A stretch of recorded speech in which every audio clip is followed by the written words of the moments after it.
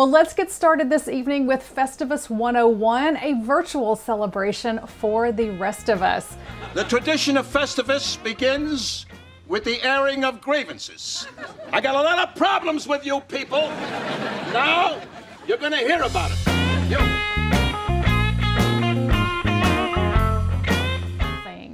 So let's talk about the real thing then and see what the actual Festivus look like versus what you see on television. So according to the father, the name of the holiday was just sort of pulled out of the air. The first version of Festivus began as a celebration of the parents' first date. Had nothing to do with being around Christmas time or anything like that. Over the years, in the original Festivus, there was no set date. It was considered a floating holiday by the family, occurring anytime between September and May. The central symbol of Festivus in its original form was a clock in a bag nailed to a wall. There was no aluminum pole whatsoever.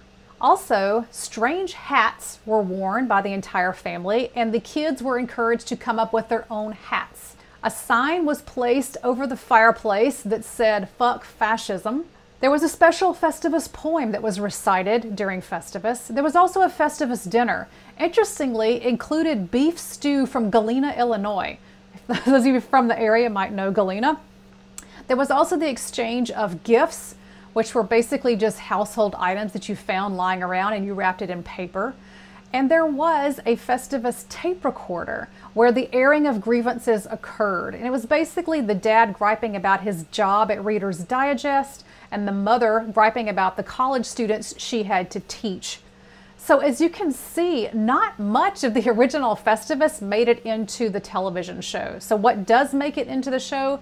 You have the name, obviously, Festivus. You have the tape recorder, which we mentioned in part 2. We have the airing of grievances, and we have the fact that it is a floating holiday. Remember, Frank says, "I haven't celebrated Festivus in years."